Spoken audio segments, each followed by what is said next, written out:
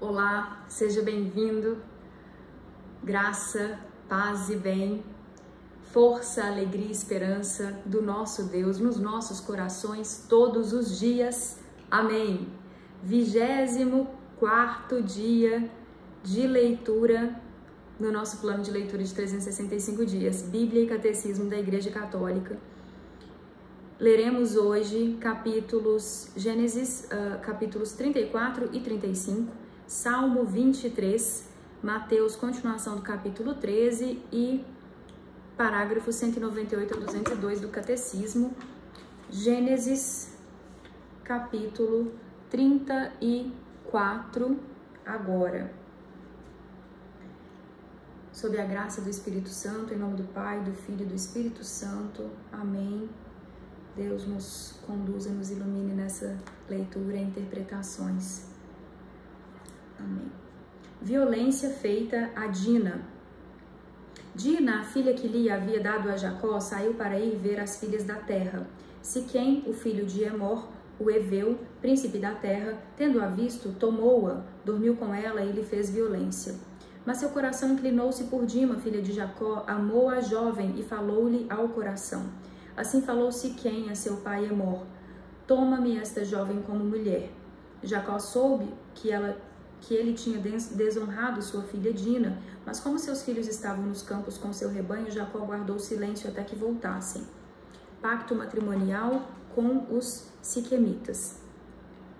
Emor, o pai de Siquém, foi a Jacó para lhe falar. Quando os filhos de Jacó voltaram dos campos e souberam disso, esses homens ficaram indignados e furiosos pelo fato de se ter cometido uma infâmia em Israel, dormindo com a filha de Jacó. Isso não se faz. Emor lhes falou assim: meu filho Siquém enamorou-se de vossa filha, peço-vos que lhe a deis como mulher. Aliai-vos a nós, vós nos dareis vossas filhas e tomareis as nossas para vós. Ficareis conosco e a terra estará a vosso dispor. Podereis nela habitar, circular e vos estabelecer. Siquém disse ao pai e aos irmãos da jovem: que eu encontre graça aos vossos olhos e darei o que me pedirdes. Podeis impor uma elevada soma como preço e como presente. Eu pagarei tanto quanto pedirdes, mas dai-me a jovem como mulher. Os filhos de Jacó responderam com falsidade a Siquém e a seu pai Emor, e falaram com falsidade porque ele tinha desonrado sua irmã Dina. Eles lhes disseram: não podemos fazer semelhante coisa, dar nossa irmã a um homem incircunciso, porque entre nós é uma desonra.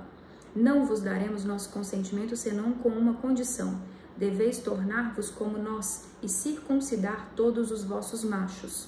Então vos daremos nossas filhas e tomaremos as vossas para nós. Permaneceremos convosco e formaremos um só povo.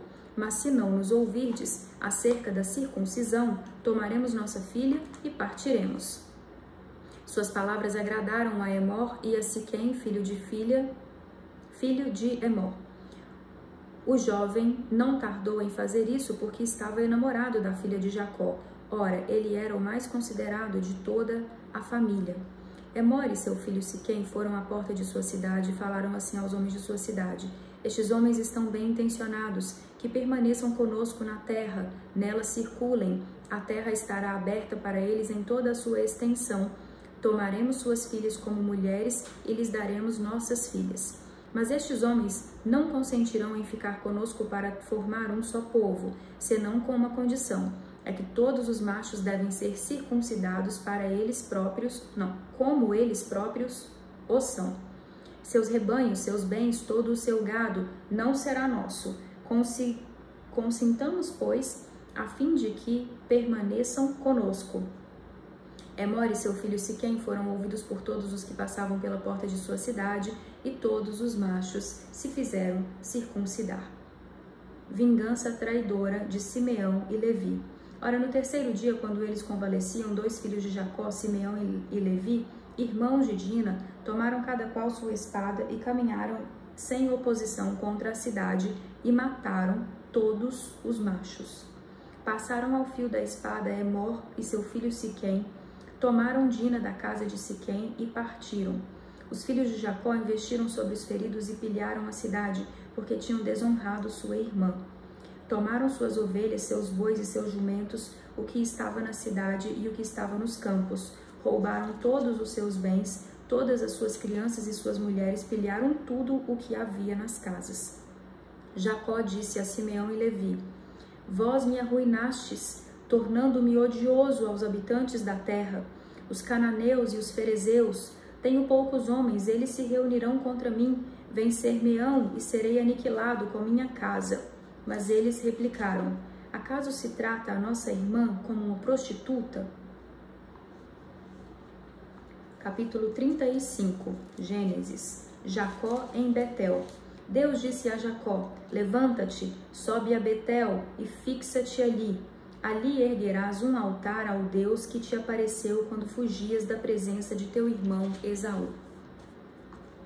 Jacó disse à sua família e a todos os que estavam com ele: Lançai fora os deuses estrangeiros que estão no meio de vós, purificai-vos e mudai vossas roupas. Partamos e subamos a Betel. Aí farei um altar ao Deus que me ouviu quando eu estava na angústia e me assistiu na viagem que fiz. Eles deram a Jacó todos os deuses estrangeiros que possuíam e os anéis que traziam nas orelhas. E Jacó os enterrou sob o carvalho que está junto a Siquém. Eles levantaram um acampamento e um terror divino se abateu sobre as cidades circunvizinhas e os filhos de Jacó não foram perseguidos. Jacó chegou a Luza, na terra de Canaã, que é Betel, ele e todos os homens que tinha. Lá ele construiu um altar e chamou o lugar de El-Betel, porque Deus aí se revelara a ele quando fugia da presença de seu irmão. Então morreu Débora, a ama de Rebeca, e foi enterrada abaixo de Betel, sob o carvalho que se chama Carvalho dos Prantos. Deus apareceu ainda a Jacó, vindo de Padã-Arã, e o abençoou. Deus lhe disse: Teu nome é Jacó, mas não te chamará mais Jacó. Teu nome será Israel, tanto que é chamado Israel. Deus lhe disse: Eu sou El Shaddai. Sê fecundo e multiplica-te. Uma nação, uma assembleia de nações nascerá de ti, e reis sairão de teus rins. Eu te dou a terra que dei a Abraão e a Isaque. Darei esta terra a ti e à tua posteridade depois de ti. E Deus se retirou de junto dele. Jacó erigiu uma estela no lugar onde ele falara, uma estela de pedra, sobre a qual fez uma libação e derramou óleo. E Jacó deu o nome de Betel ao lugar onde Deus lhe falou. Nascimento de Benjamim e morte de Raquel. Eles partiram de Betel. Faltava uma pequena distância para chegar a Efrata quando Raquel deu à luz. Seu parto foi doloroso e, como desse à luz com dificuldade, disse-lhe a parteira: Não temas, é ainda um filho que terás. No momento de entregar a alma, porque estava morrendo, ela o chamou Benoni, mas seu pai o chamou Benjamim. Raquel morreu e foi enterrada no caminho de Éfrata, que é Belém. José erigiu uma estela sobre seu túmulo, é a estela do túmulo de Raquel, que existe até hoje. Incesto de Rubem. Israel partiu e plantou sua tenda além de Magdol-Eder, enquanto Israel habitava naquela região. Rubem foi dormir com Bala, a concubina de seu pai, e Israel o soube. Os 12 filhos de Jacó. Os filhos de Jacó foram em número de 12. Os filhos de Lia, o primogênito de Jacó, Rubem, depois Simeão, o primogênito de Jacó, Rubem, depois Simeão, Levi, Judá, Isacar e Zabulon. Os filhos de Raquel, José e Benjamim. Os filhos de Bala, a serva de Raquel, Dan e Neftali. Os filhos de Zelfa, a serva de Lia, Gad e Azer. Esses são os filhos gerados a Jacó em Padã-Arã. Morte de Isaque. Veio Jacó a seu pai Isaque em Mambré, em Cariat Arbé, que é Hebron, onde habitaram Abraão e Isaque. A duração da vida de Isaque foi de 180 anos. Isaque, 180 anos. E Isaque expirou. Ele morreu e reuniu-se à sua parentela, velho e saciado de dias. Seus filhos Esaú e Jacó o enterraram. Esses foram os capítulos 34 e 35 de Gênesis. Agora, Salmo 23. E antes, louvamos a Deus através do Salmo 117. Aleluia!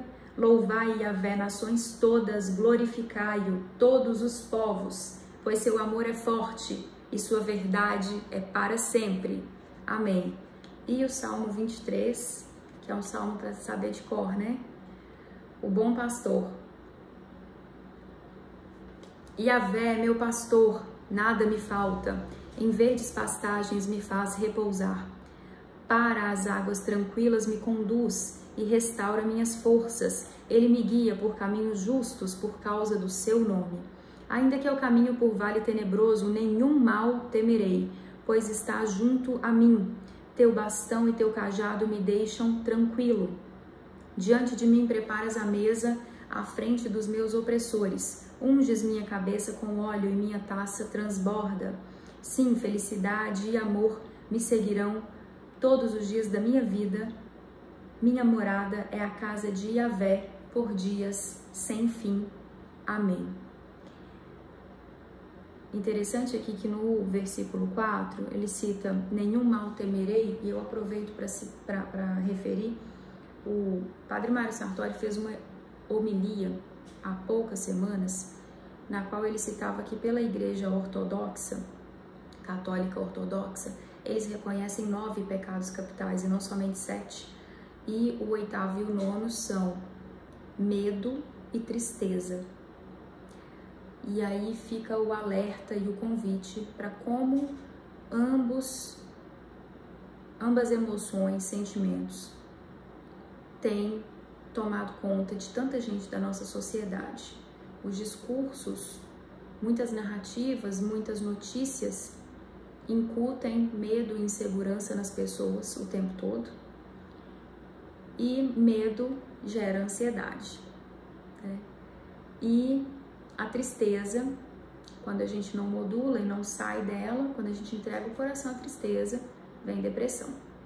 Então, um alerta para essas duas emoções, sentimentos, para a necessidade de nós, com força espiritual, batalha espiritual mesmo, lutarmos contra essas duas emoções, contra esses dois sentimentos, pedindo a Deus que alegre o nosso coração, né? Que nos dê mais força existencial e regozijo na existência, força basal de contemplação da vida para alegrar mais, a gente não se entregar à tristeza e não achar que tristeza é normal, né? Não achar que baixo astral é normal. É claro que nós oscilamos, tem dia que a gente está com o humor mais alto, mais baixo, isso varia, natural, até pelas circunstâncias que cada um de nós enfrenta, mas é muito importante essa força de enfrentamento ser uma constante na nossa vida.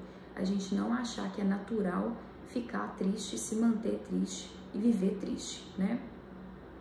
E a questão do medo, muita atenção para isso, que quando a gente entra na vibração do medo, quando a gente entrega a mente ao medo, é muito negativo.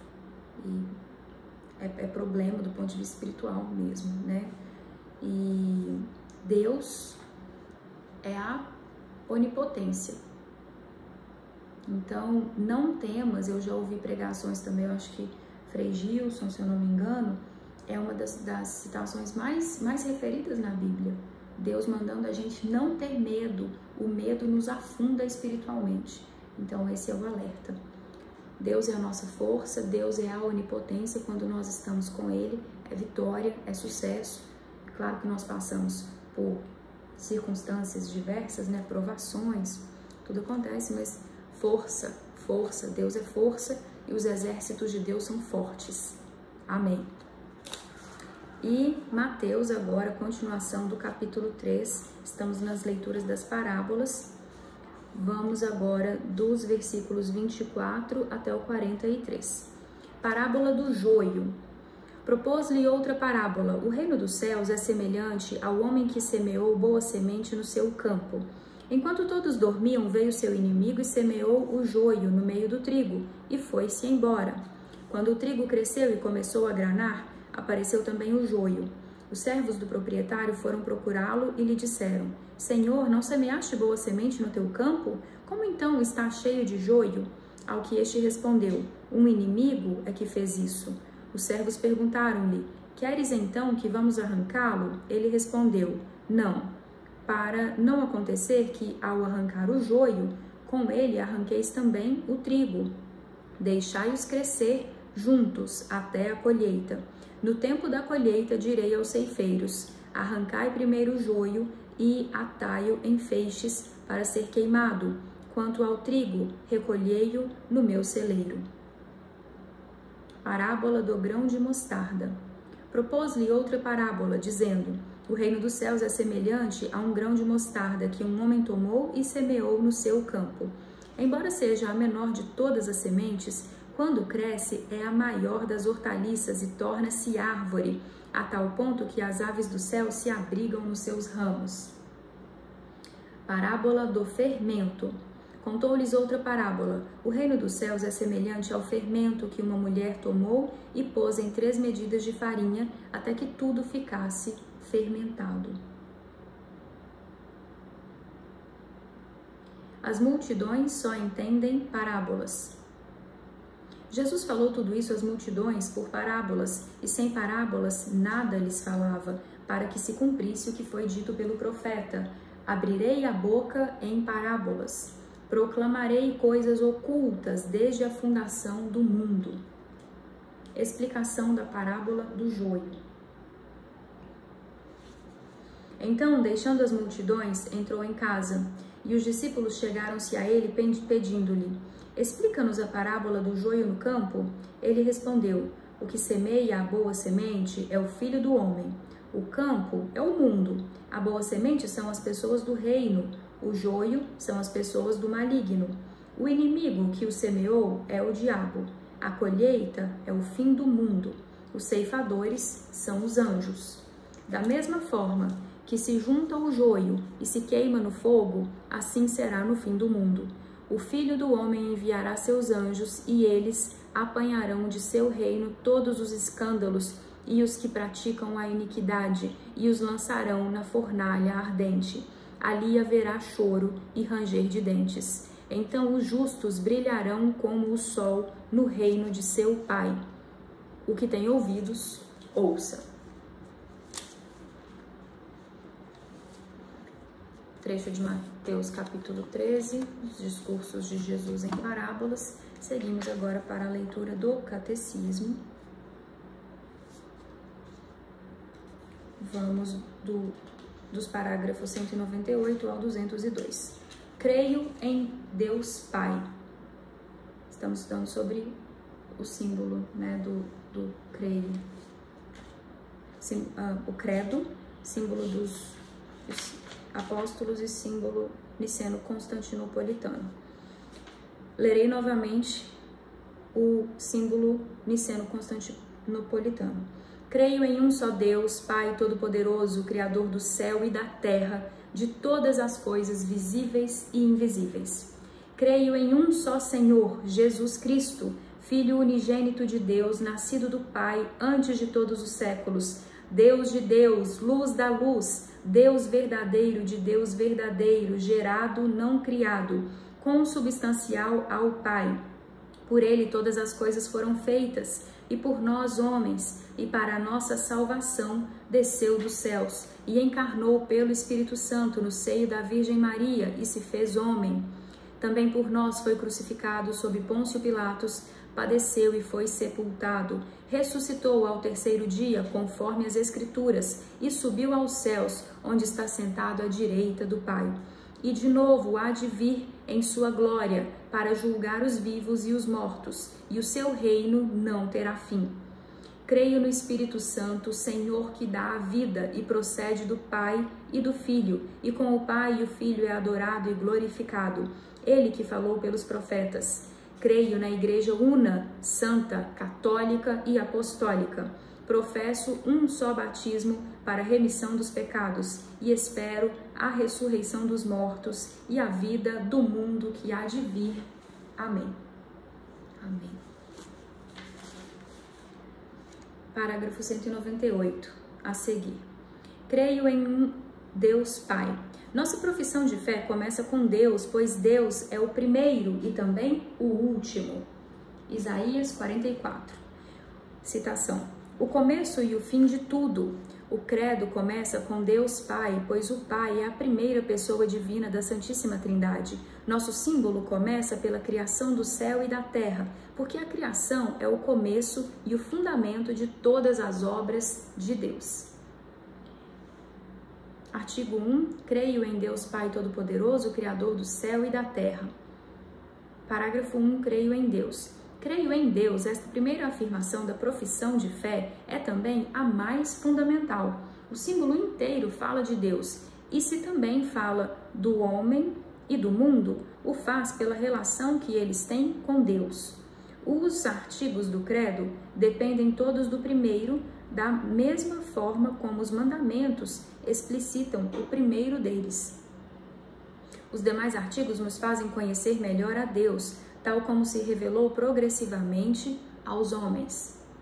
Lembrando que as revelações de Deus têm um caráter progressivo, e a Bíblia narra muito isso, é lindo. Os fiéis e Apocalipse, a palavra significa revelação. E lembrando que tem muitas citações ao feminino em Apocalipse. Dediquem-se a estudar Marianologia, as aparições de Nossa Senhora, as histórias, as mensagens. Padre Francisco Amaral, digitem o nome dele aí no YouTube, busquem, porque ele está fazendo um trabalho muito importante, muito guiado pelo Espírito Santo. Nesses tempos, a gente tem muita coisa relacionada a isso acontecendo, é lindíssimo demais. Salve Rainha, é uma oração tão poderosa, recomendo muito também que façam regularmente. Amém. Os fiéis fazem primeiro profissão de crer em Deus. Creio em um só Deus. Com essas palavras começa o símbolo niceno-constantinopolitano, a confissão da unicidade de Deus, que tem sua raiz na revelação divina da antiga aliança, é inseparável da confissão da existência de Deus e igualmente fundamental. Deus é único, só existe um Deus. A fé cristã confessa que há um só Deus por natureza, por substância e por essência. Eu vou abrir um parêntese aqui para fazer um comentário de algo que aconteceu comigo recentemente. Acho que eu já até falei isso aqui no outro vídeo, mas é tão absurdo, é tão preocupante que é necessário que seja falado para a gente ver em que nível as coisas estão chegando de desconstruções e distanciamentos, portanto, das verdades cristãs de Deus, né? Uma pessoa que eu conheço que teve uma referência na infância de fé cristã, mas depois, pelo secularismo, por todas essas influências socioculturais que estão desconstruindo tanta coisa, se distanciou, né? Então ela não pratica e não se diz assim ter essa fé. E aí recentemente num questionamento sobre como anda sua espiritualidade, eu ouvi que ela vinha fazendo orações e que não sabia se pensava assim, em um Deus ou em vários deuses. Então, essas bases cristãs e principalmente de revelação, né? A gente tem aqui, ó, Deus que se revela, tá aqui, é a nossa base, é a essência da nossa fé. Só pontuando o quanto isso é importante, e talvez nós tenhamos que falar mais isso em oportunidades diversas, a fim de deixar isso ainda mais sedimentado para pessoas que talvez estejam nesse nível de falta de conhecimento de tanto que já foi construído por Deus, de verdades dele para a gente, que a gente deve se esforçar por conhecer e por difundir, né? A gente tem essa responsabilidade de amor, de tentar levar mais verdade a mais corações. Continuando a leitura, a Israel, seu eleito, Deus revelou-se como o único. Ouve, Israel, o nosso Deus é o único Senhor. Amarás o Senhor teu Deus com todo o teu coração, com toda a tua alma e com todas as tuas forças. Citação de Deuteronômio, capítulo 6. Por meio dos profetas, Deus chama Israel e todas as nações a se voltarem para Ele, o único. Voltai-vos para mim e sereis salvos, todos os confins da terra, porque eu sou Deus e não há nenhum outro. Amém. Com efeito, diante de mim se dobrará todo o joelho, toda língua há de jurar por mim, dizendo: só no Senhor há justiça e força. Citação de Isaías, capítulo 45, versículos 22 a 24. Amém. Eu vou repetir isso aqui, nessas leituras. Deus chama Israel e todas as nações a se voltarem para Ele, o único. Voltai-vos para mim e sereis salvos, todos os confins da terra, porque eu sou Deus e não há nenhum outro. Com efeito, diante de mim se dobrará todo o joelho. Toda língua há de jurar por mim, dizendo: só no Senhor há justiça e força. Amém. Jesus mesmo confirma que Deus é o único Senhor e que é preciso amá-lo de todo o coração, com toda a alma, com todo o espírito e com todas as forças. Ao mesmo tempo, dá a entender que Ele mesmo é o Senhor. Confessar que Jesus é o Senhor é o específico da fé cristã. Isso não contraria a fé em Deus único. Crer no Espírito Santo, que é Senhor e dá a vida, não introduz nenhuma divisão do Deus único. Cremos firmemente e afirmamos simplesmente que há um só verdadeiro Deus eterno, imenso e imutável, incompreensível, todo-poderoso e inefável, Pai, Filho e Espírito Santo, 3 pessoas, mas uma essência, uma substância, isto é, uma natureza totalmente única. Amém. Então, essas foram as leituras de hoje. E nos encontramos na próxima, se Deus quiser, pela graça de Deus. Até lá.